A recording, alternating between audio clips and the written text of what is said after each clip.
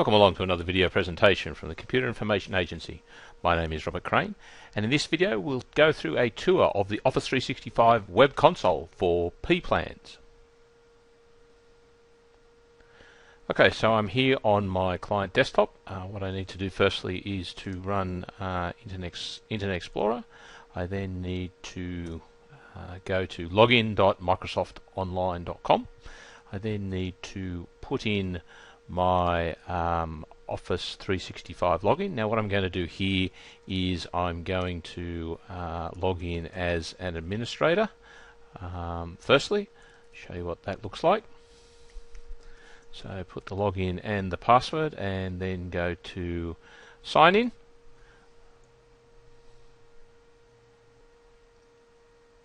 So once I've signed in here, I'm now at the web console for Office 365.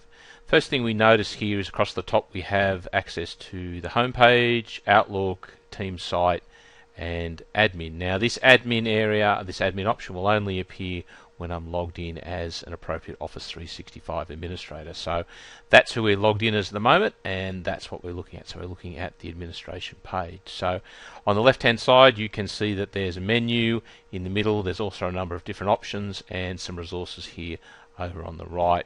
If we mouse over any of these options, you'll see that they are hyperlinks that we can simply click on to go to. So the very first one here, if I click on the username up here, so if I click on this, this will then give me details about my account. If I want, I can then go into edit and I can change any of those options listed there. So when I'm happy with that, I close that out. Next option here is admin overview. So if I click on that, basically I'm just taken to this page. So this page you now see is the admin overview. Next option under the management is users. So this will show me the users that I have currently set up for Office 365. You'll notice that there is split by active and deleted. I can, for example, create new users. I can also do a bulk upload. If I select an existing user, you'll see that the options for edit, reset password and delete are now highlighted, so I can work with those. If I now click on the name of the user, so if I click into this user here, it will then take me into the options for that user and allow me to make any changes. So we can go in here and change their first name, their last name, their display name. Importantly, this is their logon address. If I have additional domains, I can pull that down and select different domains. But as you can see, I can also add a number of standard description items for that user. If I now click on settings, you'll now notice that I can assign the permissions to this user, whether this user is an administrator, so in this case they aren't, whether they're allowed to sign in, so at the moment this user is allowed to sign in, but you can also block a user without deleting them. I also have to set a user location. If I look at the licenses, so at the moment this user has been allocated all the licenses of the P1 plan, but if I wish to, for example, not allocate them link online, I can simply uncheck that to make the change. The last option here basically allows me to work with their Exchange and their link settings. So let's just go in and have a quick look at their link settings to give you an idea of what can be configured for individual users. So now this is the user settings for this specific user. So you'll notice that I can go in here and I can send, configure whether they're allowed to send files through internet messaging, make audio and video calls, communicate, and communicate with Microsoft Messenger users if I've got that set up. And if you have the ability to do dial-in conferencing, if that facility is available in your region, you can also configure that. So that's on a per user basis by clicking on the configure user information. If I click on the change mailbox settings, what I'm going to do is go into the general mailbox exchange settings for this user, and again this is user specific, so again you can see I can put in their first name, their last name. So for example, if I go down to their mailbox settings, I can change the policy for this user. If I go into their email options, I can add additional email addresses. So again, this is where I can configure additional email options for that specific user. So the next option under users is domain. So I haven't saved anything here because I have made some changes, so I'm happy to leave this page. You can always obviously save the page if you need to. So this is where I can see which domains are configured for my Office 365 account. So at the moment I only have the one provided by Office 365, which is something.onmicrosoft.com, and you can see that it's active. I can also select in here to add a domain, so all I need to do is simply go in and select that, and then what I can do is I can then allocate additional domain names, and I can do some checking and verifying of the domains. So for example, if I have purchased a domain here called testdomain.com.au, I just type that in, go next, and then basically what it's going to take me through is a number of steps to firstly verify that I do own the domain, and then secondly to configure that with Office 365. So what I typically need to do that for a domain, to verify it first, what I'll need to do is basically go in and create an MX record in that domain that matches what I'm listed here, and then I can go out and I can verify that. But we're not going to do that. Just cancel out of that. So the domains obviously is where we can manage our domains, where we can go in and verify. So again, as you can see, I've now added that domain.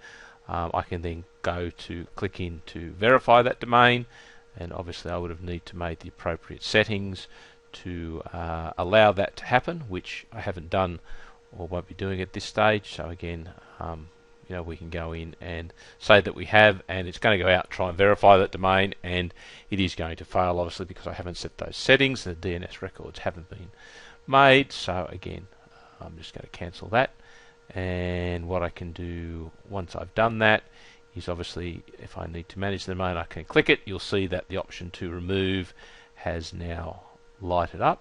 I can now remove that domain, so simply go in there and select yes, and that will take me back to the single default domain that I have. Next option under subscriptions is licenses, so I can now view what licenses have been allocated to this tenant. In this case I have a P plan, 10 licenses, and I have 3 assigned users, so that'll let you know that. Support will give you the options for support, will give you links to the community tools, and information about resetting people's passwords. Next option is service health. So what you need to know about service health is this will give you a record of the current status of the Office 365 services. So at this stage of the game you'll notice that they're all green, indicating that there are no issues. Down the bottom you do get a legend of what different icons mean. So again, if there are issues you will see that. Also notice that there is an expand arrow here that you can pull down, and that will give you more information about sub areas, for example, of Exchange Online or the Office 365 portal. So if you do start having issues with Office 365, first place you need to come and check is the service health option in the console here. The final option we've got here on the menu on the left hand side is the planned maintenance. So again, some of the Office 365 services do need to be taken down for upgrades or improvements or standard maintenance. So again, this will give you an indication of when that is scheduled. So to get back to the admin overview, we simply click that option there on the left hand side, and we're back to our starting location. So over on the right hand side you'll see a number of resources. So again, you've got an introduction for administrators, setting up email and mobile phones, the release notes, but importantly you'll find here at the bottom under resources is downloads. So if we click on that, you'll notice that I'm now given the option to install Link and set up the desktop application. So I need to use this to configure my desktop, and again this is the same for all users. So we'll just go back to the admin console again, and as you can see up the top here in the admin shortcuts, we've got the ability to reset a user's password, add new users, and assign user licenses. So these are nice quick shortcuts. So this add new users will take us to the user area where we can add a new user, so we'll do that shortly. Again, I can go into the Outlook area here. So again, if I click on the settings page, it opens a new tab in the console and allows me to go in and configure Exchange settings. So the difference now is that this console allows me to configure it for my whole organization rather than individual users. So again, you can see that I have roles and auditing, I have mail control, and importantly, this again refers to the email settings for my whole organization. I can click to go into the distribution group, so this again is going to click and allow me to go into the distribution groups, which was very similar to what we just saw before. Okay, so again we can go in and look at the link settings. So if we click on, again, these are the settings for our link messaging for our whole organization. So we can again look and get a list of the users. Again, if we click into the user, we'll see that these were the similar options that we noted before. So you can get into it going into the link administration. I can go into the external communications and I can enable whether link is able to communicate or federate with external parties, and the final option determines my presence privacy mode and if I receive mobile phone communications. Alright, so under the link we have the ability to manage our SharePoint site. In the P plan we only receive a single team site, so again if I click this will open another window and effectively take me straight to my SharePoint team site that is part of the P plan. So again, I'm going to be able to go in there straight to the site settings and make any changes that I need to as a SharePoint administrator. So again, this is the SharePoint site settings for our SharePoint P plan. We can go in and add users and permissions and content types and all that sort of stuff. We've also got the ability to change permissions, so we can then go in again. If we click on this, you'll see we're taken once again straight into the SharePoint site where we can make changes to our SharePoint configuration. But again, this is all done directly in SharePoint. And again, if we want, we can add sites and templates to that area as well. So again, this will launch the option here again directly within SharePoint that we can now configure the additional options that we want. So we can add different components to our standard SharePoint site. Finally, the last option here is to edit our website. So part of the offering with Office 365 SharePoint Online is that you get an external facing SharePoint site which you can configure and modify as you see fit. And again, this is the option that allows you to go in here, and now we can go, for example, click in the Contact Us page, and now we can start going in and editing and making changes to suit that. That allows us an external user to come in and view that directly across the internet. So again, we've got the ability to the widgets across the top, so we can go in and edit this page as we see fit. So that's basically all the major connections here on the web console for an administrator.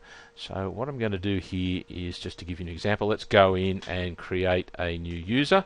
So what we'll do is we'll go in here and create a single new user into our console here, and then basically what we'll do is we'll log in as that user and just show you what the options are like.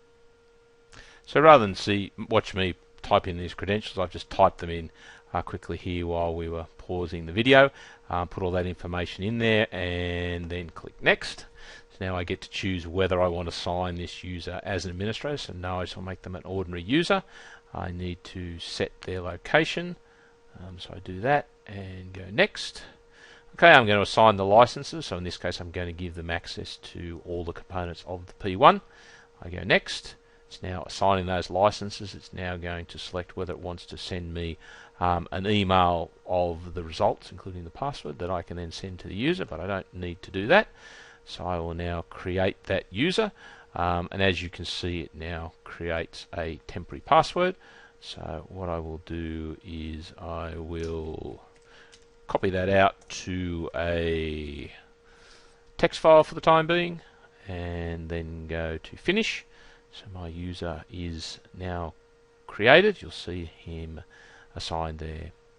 So now that I have finished, I can go to the sign out option in the top right hand side, and this will close out the session and log me out. And again, to fully log out of my Office 365, I need to close the browser. So now that I've closed the browser, I'm going to go back in, but this time I'm going to log in as that user that I just created.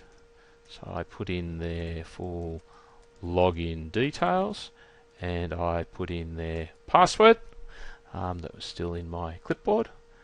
And the very first thing that is going to do is it's going to require me to change the password. So I put in my old password, I put in a new password, and then I confirm it. So immediately that the user has been created, I'm prompted to change the password and make it unique for that user.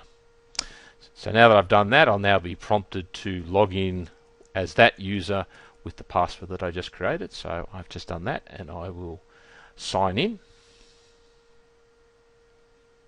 And this will now log me into the Office 365 portal, but as a user. So the big difference you notice up the top here is there's no admin link. I've just got the standard Home, Outlook and Teams site. So again, if I click on Home, this is basically the page that you see here. If I click on the Outlook link, this will take me to my Outlook web apps for that user. So this is how they can get access to their Outlook. I just have to fill in my time zone for the very first time that I connect to this. So I select my time zone and go OK, and then it should take me to the inbox and view any emails that I have in there. Okay, so we're in our email box here, but as you can see, there currently is no emails. Again, the option up the top. So if I go back to Home, this will take me back to this console. So I've got a bit of a quick start options here. I can again go to Outlook via my inbox, my calendar, and my options from here. I can install Link for this user, and again I can now access my Teams site. And if I wanted a little bit further down here, you'll see that I can get access to the public facing website.